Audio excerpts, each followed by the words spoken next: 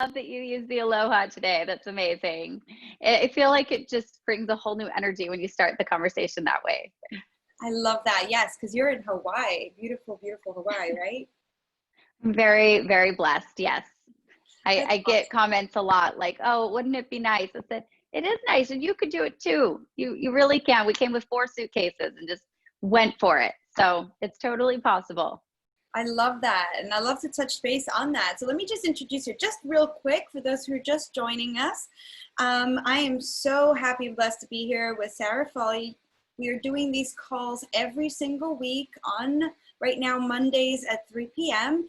But the schedule can change. So make sure to head on over to www.hackmankind.com and sign up to make sure you get the right schedule every single morning of all our calls. So Sarah, as you see, is a blonde. She calls herself a vertical blonde.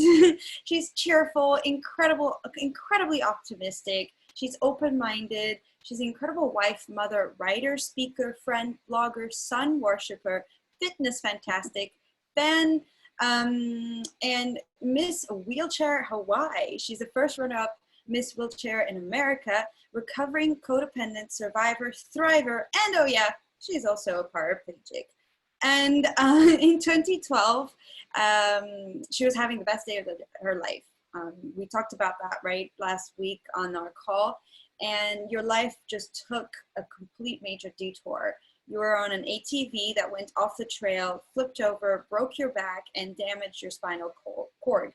So you're now a T4 complete paraplegic with a complete zest of life. And you're here to help us discover more about yourself, your life experience that really help us relate to it, to really create an incredible life, overcome these limiting beliefs, and just go for what we love and what we dream of. Like you said, you moved to Hawaii with 4 suitcases and you just made it happen. You just go for it. I mean, the only thing that literally can disable us is our mind. It is the only thing. And once I finally really took advantage of that concept, it was fascinating to see that the wheelchair didn't even hold me back. Like the fact that I couldn't walk was irrelevant. So I think that we get it in our head that, you know, these circumstances in our lives can stop us, that, oh, if only this didn't happen to me, or yeah, I would do this, but you know, this certain thing in my life. And I think that if we really, really accepted and embraced the concept that our minds are the ones that are going to hold us back, then, like I said, everything else becomes irrelevant. And I am such a fan of the underdog story. Like, I'm such a fan of when you hear someone that they have been like everything stripped from them, life flipped upside down, and then they come back with such like vigor and just ready to tackle it, and they rise above all these challenges. I remember the days of MySpace. Remember MySpace back in the day? And you'd write like your little profile at the top. And I remember writing in mine, I want my life to be good enough to be a movie. And that truly means appreciating the good, the bad, and even the ugly that life throws at me. And I've still kept that. I then took that over to Facebook, and now I put that on my website. Like, I love that concept that I want my life to be an array of colors. Like, I want to play every single note on that piano of life. Like, I want to feel it all, because otherwise then we're just really steady. Like, if we don't allow ourselves to go really deep, then we're not going to allow ourselves to go really high. That's so beautiful. Thank you so much. And that kind of gives me hope. I really love those stories that you're saying, the underdog stories, and it totally links up to our theme of this week, actually, at Hack Mankind. And we are here really to, we just changed the wording. I don't know if you knew this, but today we just changed the wording of our mission, where we want to confront fear and misinformation head on and replace them with opportunity, hope, and clarity. And so today, this week's theme, every week we have a theme now, and is hope. And that those stories give me hope. But when I tell you hope, what do you say? What comes to mind? Well, it's funny because as soon as that, when we were talking about this earlier, the first thing that came to mind was actually an article that I wrote. And it was for this beautifully well done magazine in Las Vegas called A Mag. It was super gorgeously done. And she said, our theme is thrive. And she says, you know, with you and your mindset and everything you're going through, she's like, every time I think of the word thrive, I think of you. So she said, would you write kind of the end article that closes up the magazine for this edition? I said, awesome. So I started with, I looked up the word thrive, and it said to develop with vigor. And I started thinking about this word develop. And I was like, oh, like our whole life is, it is seen through our lens, right? So we are developing our life through the filters, through the patterns, through the backstories, through the, I just kept thinking of filter and like developing a camera, you know, developing some film, and how a photographer can literally change the entire tone of a scene they're photographing based on the lighting, the subjects, how they're filming it, what time of day, like everything that they are using in their toolbox to develop this scene, they can create any feeling they want. And so that just was so poignant to me. I thought, if I can develop my life into my own reality, then I get to choose my filters, my lighting, the subjects, I get to develop it in the way that I want to see it. And I think that that is our reality. Our reality is the meaning that we give things. It's how we've developed a scene. It's how we've developed a circumstance. It's how we've developed through those circumstances. And that's the first thing that I thought of when we were talking about hope, because that gives me so much hope that even what we're doing right now, my day today, my day yesterday, my day tomorrow, it's all going to be how I choose to develop the scene. The filters I choose, the lighting, the meaning, it's how I choose to develop with vigor. That is how I thrive. That is how I have a hope during times that would otherwise be impossible. Lying on the ground, waiting for life flight. I mean, it was back in 2012. I remember it like it was yesterday. And just lying there and feeling the excruciating pain in my body. I would have never thought that I'd be sitting here doing this right now and helping people because of the story that I went through. And I think that, you know, this kind of trails into like the next thing, but when I think of my biggest fears, it's that I don't have enough time to get everything done. Like I'm going to lose out somehow, or, you know, I got to hurry up and get it done. But in reality, I needed everything that happened in my entire life to prepare me for right now. And I'm going to need this moment for the next moment, and that moment for the next. And so if we can actually embrace each moment for what it has to offer, that's going to give us hope. That's going to help us to develop the next scene. So that's what I think of when I think of hope. I love the imagery of developing. It looks like she might be. Oh, can you hear me? Oh, it seems like we're having a little technical difficulties. The screen is frozen. I'll just recap a little bit of what Sarah was saying, is that, you know, and I really love the idea of developing film, where you are you're looking at it through a lens that you choose. You're looking at it with the intensity that you choose, with the music, the background, and all of that, we can just decide what it is that we're looking through. Sometimes it's not super easy. Sometimes the emotions are there, the overwhelm gets in there. So what are your hacks when that happens? My hack is that all feelings are welcome. I think that, so again, I really, it's so great because I get to utilize this moment based on how I got through um, getting through my accident, and the kind of the good, quote unquote, and the bad ways that I went through it. And for me, being a very joyful, optimistic person, I thought I needed to remain joyful and optimistic and remain everybody's inspiration 24/7. And so I got into this really bad habit of denying those really deep, dark emotions unless the doors were closed and I was away from everyone else. No one could see me cry. No one could see me hurt, because I was constantly getting told, oh my gosh, how do you do it? I don't know how you do it. I don't know how you remain so positive and optimistic. And I remember telling one person, like, oh, I just don't allow myself to go there. I just don't go there because it can be a downward spiral. When in fact, that was a big lie. I was going there behind closed doors, all alone, not letting anyone else see that. And so I got into this like habit of putting on this brave face, putting on this mask. I know Ashley talked a lot about the masks that we wear. I wore this great, big, cheerful mask.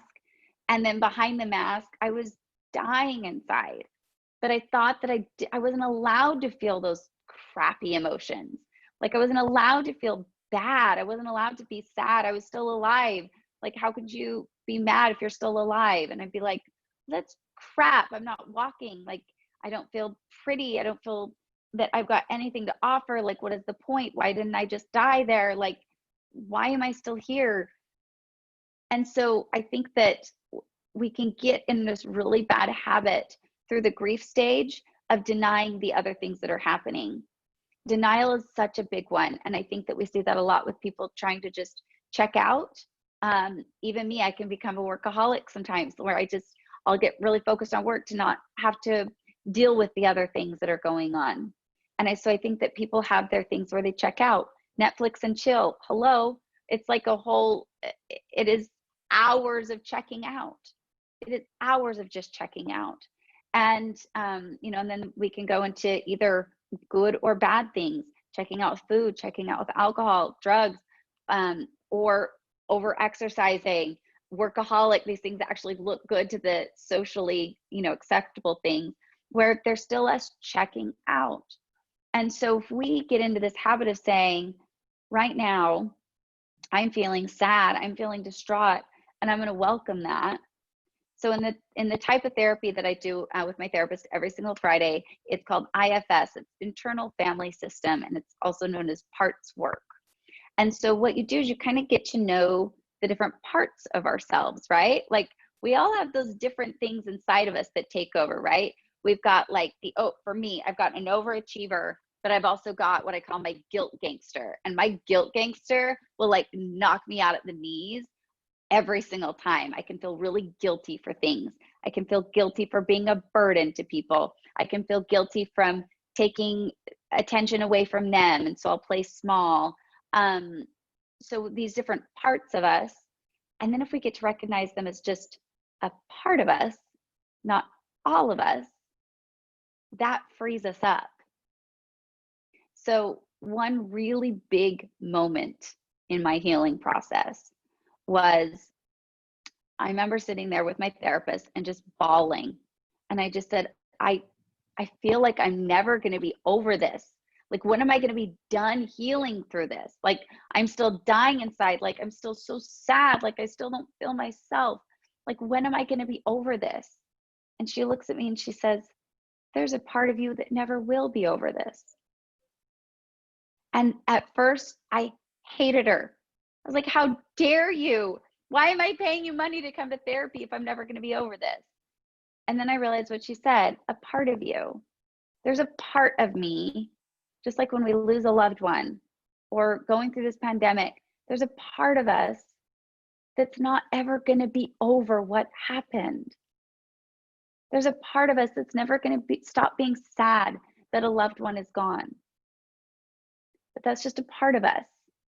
And that frees the rest of us up to give that part some love and attention when it needs it, when it perks up and says, this feeling I'm feeling, okay, those feelings are welcome.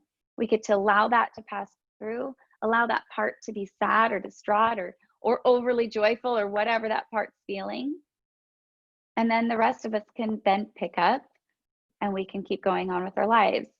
But we give ourselves the space.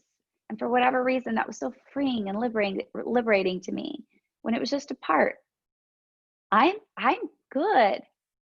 I can heal through this. And I can still allow a part of me to still be sad about it when it needs to. I love that. Thank you so much, Sarah. And it sounds like you know, it's like there are people that go into two extremes. Those like after your accident where you're shutting it down, you're like, no, I can't allow myself to go there. And then it just boils up inside and you do go there in private and it's just so painful. And then it's like an extreme where it's always there. It's always in that fear, in that, self, like it becomes a little self-destructive. And I'm using hard language. But it's like, how did you find a middle ground? Like, how do you allow yourself and then not let it take over? And how do you also not ignore? Like, do you schedule it? Do you just let it happen when it happens? What are your hacks in regards to that? So as I was kind of starting to navigate it, was like kind of letting it come up when it did, right? So I was like, okay, like, how am I feeling right now? And just started getting really curious.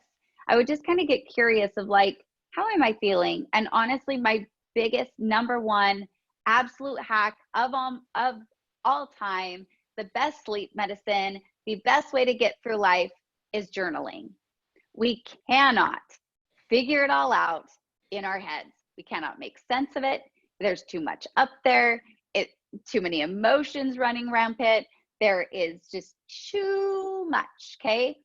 So when we journal it, when we let the pen hit to paper, and it's our actual handwriting, we actually get to let it flow from our minds to the paper. We can start to make sense of truly what the root is that's going on. And typically it's some kind of need that's not getting met. And so if we can start to decipher it, we journal it, we can gain some clarity as to what is really going on. Because I may be losing it with Charlie, for instance, and like just, oh my gosh, I'm at the end of my rope. Like my patience is waning. Like, what is it? Is it really him? Typically, no. It's just that I haven't been able to have time to fill up my own cup. And so I always say that, like, we cannot pour from an empty cup. So when we journal it, we can start to gain clarity. And typically it's like, oh, I have not worked out for 4 days. I am struggling. I'm feeling really lethargic. I'm eating all the wrong things to like have that instant gratification. Okay, what do I need to do? Well, I kind of need to do a little bit of a mental cleanse. I need to do a brain dump in my journal. I then need to do a physical cleanse. I need to start eating some great foods. I need to work out. I need to breathe. I need to cleanse out my lungs. I need to get that out and really fill myself up so that I can then be proactive. Because typically when we are in that state where it starts to take over and it's all the depression, the heavy feelings, those kind of things. If we think of depression as just depressed emotions, things that aren't getting their attention, aren't having space to come out, and we sort of let those out, finding something that really works for you. Again, I am such a firm believer of journaling. I'm also a really firm believer of priming. If you've not heard of the priming exercise from Tony Robbins, I cannot do it without bawling. Just absolute joyful relief tears. Crying is an amazing cleanse. Really just letting yourself have that cry to just flush it out. When a cry is ready to come out for me, I never deny that. There's nothing I like more than a good cry. Like, it feels so cleansing. And afterwards you're like, I can breathe. I can breathe, man. Like, all of that was building up and I couldn't take it anymore. You got to get it out. And then you make the switch to being more proactive. So like, we can't kind of start this, I'll use fitness, can't start this beautiful workout regimen and still binge eat chocolate and cake and all this crap. It's going to be too conflicting. typically you're going to start to kind of change your eating habits. You're going to flush out some of that stuff, and then you're going to start to move your body as well. And so they can start to work together. You're both cleansing out the bad and you're embracing the good. I love that. You can't be eating junk food and then working out at the same time. And You're not going to get anywhere. Emotion. Right? Like, and that's kind of like your depression and then these feelings of like wanting to be positive and optimistic. The two are going to collide. Like they're just going to collide too much. And so I really do like this idea of purging, right? Cleansing out those emotions that need to come out, crying, journaling, kickboxing, punch it out, like get out those aggression, even just going for a good run or a walk, like something that you're going to actually let that out, emotionally, physically, just kind of purge that out. And then you can start to be a lot more proactive. I love that. Thank you. Thank you so much. It feels so true, and it makes it okay, and it makes it simple. It's a really, really cool hack. I love that. Just picture it as if you're just, cleansing out your emotional diet, and then you'll be able to just be productive and move forward. I really, incredible. It gives me, so you did mention a little bit about fear when you were talking, and we did promise we have some questions that you can ask during the call. So I know we're live on Facebook. Hey guys. And I see all the little hearts coming up. Go press hearts everywhere. I love the little hearts. If you have any questions for Sarah today, please put it on the comment box or on Zoom, putting in the Q&A box. So we had 2 questions last week that we couldn't answer, and you already touched on it a little bit. One of the question was, let me pull it up. Right here. What are some of your fears and how do you address them? Oh, lots of hearts. I love it. So I did touch a little bit on the first one. I wanted to talk about a couple fears.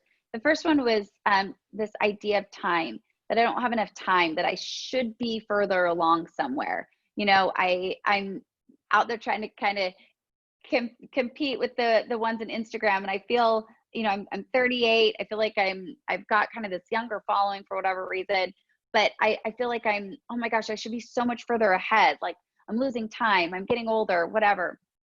And then I really, really do kind of sit and say, yeah, but the wise one in me knows that I need everything I go through, that if I rush it, I'm going to miss the good stuff. So I think that you're in the right place because that's where you are. Easy as that. You're in the right place because that's where you are.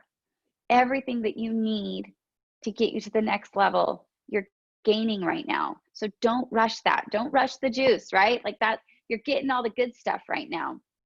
And I do believe that we truly grow through what we go through. The hardest stuff in our life is where we grow. It's where we learn. It's where we wise up. It's where we grow up, glow up. Like it's where we elevate, right? Like I'm the vertical blonde, right? So it's all of these elevations that are happening during the hardest time. So remember, if you feel like you are having this fear of time, you're in the right place because this is where you are. And then the other one for me, which is really big, and it's become much bigger after being injured, is this feeling of being a burden. I don't ever want to burden others. I don't want to be a reason why they can't do something.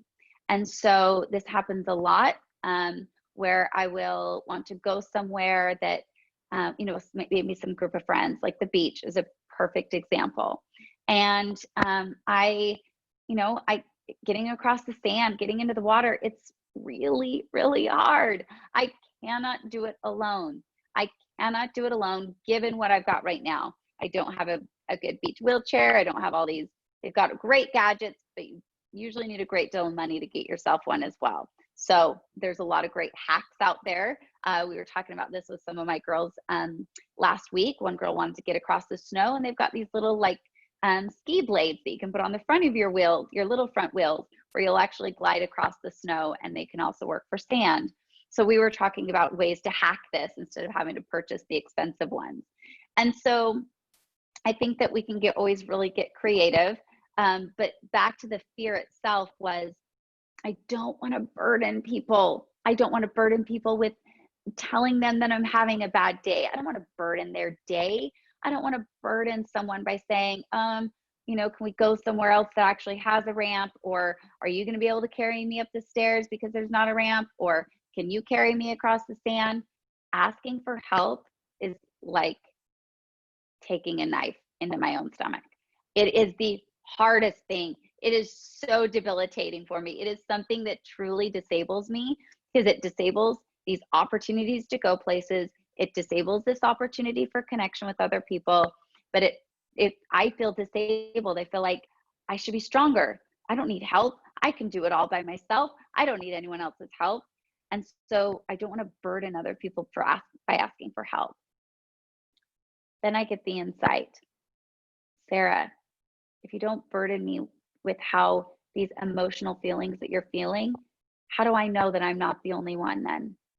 Once I hear that you are sharing that you're having a bad day, it frees me up to share, I'm having a bad day too. And then I don't feel so alone. Sarah, when you don't ask for help, we miss out on having everybody together. Sarah, when you don't ask for help, I miss out on the chance to help you. And it's so true. Like, we get more by what we do than what we do for others than what we do for ourselves, right? This art of giving. And it's truly an art of giving. But I have to remind myself that all the time, that by not asking for help, what am I disabling? I'm disabling connection. I'm disabling them being strengthened. I'm disabling this area of empathy and compassion for each other about what we can and cannot do and what we need to help do for others. So it disables us in way more ways. And trust me, I am human. So something I have to remind myself on a moment to moment basis. Asking for help is so hard, and it is so useful. Wow, that is so well said, and I could totally relate. Even without, I don't have a wheelchair, and I don't have to be carried, and even then, it's like having to ask for advice or help, and sometimes, yeah, especially when you're somebody. My name in the French in the French industry or whatever is Positive Jessica. So how can Positive Jessica call saying, I'm feeling crappy? Right? Totally relatable. So thank you so much for your honesty and how you shift that. I love that. Great question. Thank you so much for asking that question. I think it was, let me pull up the question. Jen? It was Jen Ferris had asked that question. And so just before we wrap up our call, I realized what time it is. Gosh, I always have so much. No, it flies. So the last question from Ken was, what is one of your little hacks that has been useful for you and your family during this time? Getting ready for the day. It sounds so silly. And this was such a hack for me when I was back in the hospital doing my initial recovery after I was injured. And people would just look at me and be like, she's got a full face of makeup, her hair's done, she's wearing her sporty Victoria's Secret workout clothes. Where is she going? She's not leaving the hospital. And what they didn't realize what that was doing for me mentally. Like, I was getting ready to take on my day. And if I stayed in my sweats, I didn't do anything with my hair, I just let go, the mental blocks that were there, you could feel that. You could totally feel the difference. And then the days, I still get up at the time of my alarm, wake up. Oh, I feel like we have a little connection, a spotty connection from Sarah, but I think she's coming right back. Oh, suspense. So you were telling us about being in the hospital, putting the makeup, and what they didn't understand was that's how you psychologically started your day. Absolutely. It is such a difference the days that I get ready versus I don't. And it's twofold. One, you're getting ready for your day. And I would do this regardless, even before pandemic, even if I was just going to take Charlie to preschool. But for me, I was like, you know what? I never know who I'm going to meet today. I never know who I'm going to meet. And going back to why I call my fitness program Disability Icon, I never know who's going to be watching that I don't meet, because people are paying attention to things that are out of the ordinary, right? So they would be paying attention to me breaking my wheelchair down, getting into my car and driving away, and then being like, how the heck is she driving? And why is she so peppy and she's in a wheelchair? Like, it doesn't make sense when it's going against those stereotypes.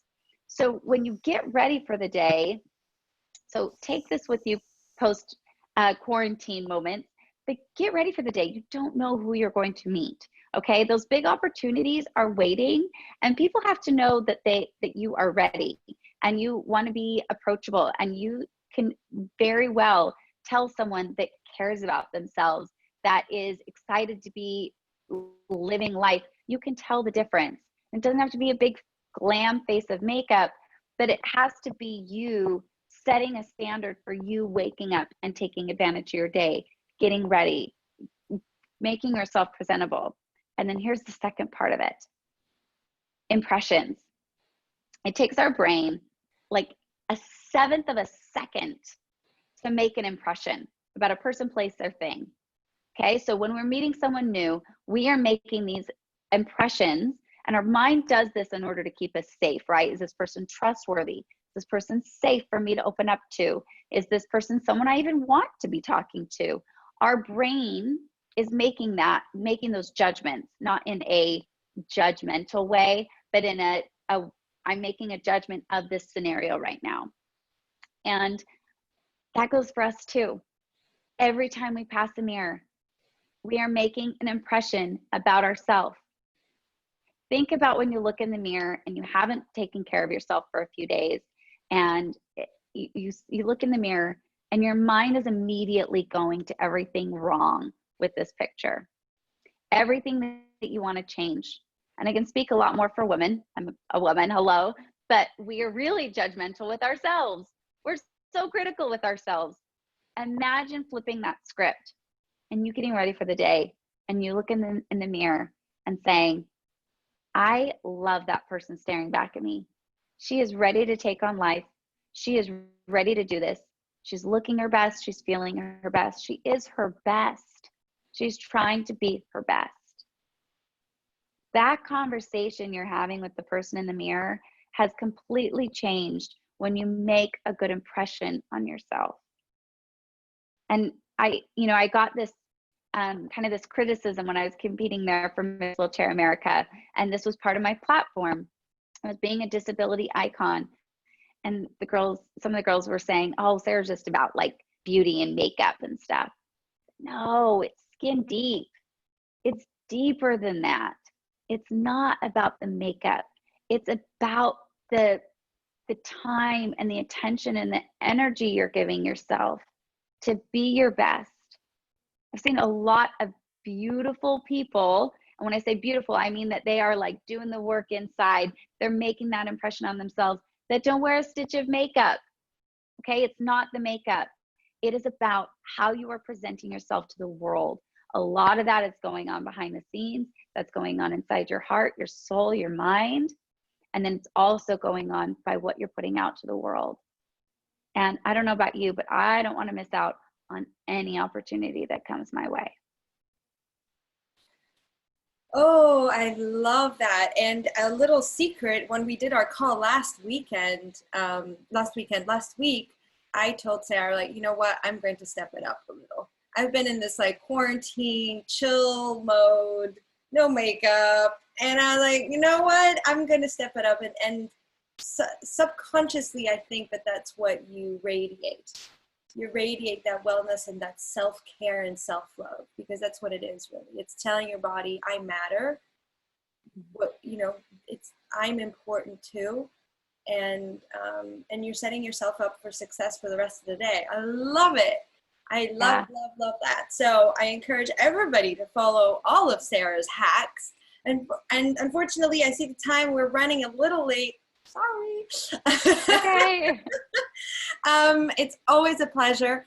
For those watching us connected on Facebook, make sure to sign up at www.hackmankind.com. These calls will soon not be available on Facebook. They will only be available on the members areas. So, and it's free for now. So first 1,000 people that sign up, it's free. Free for life at any point for any EMTs, nurses, teachers, firefighters, police officers, and doctors. We are so grateful for what you're doing for us, keeping us safe, our families, and taking care and putting yourself in danger for that. We are so appreciative of what you're doing. So you will have access to all our content for free at any point. And those who aren't part of Frontline Responders, quickly head on over to the website, www.hackmankind.com, to make sure that you secure your free spot while those places are running out.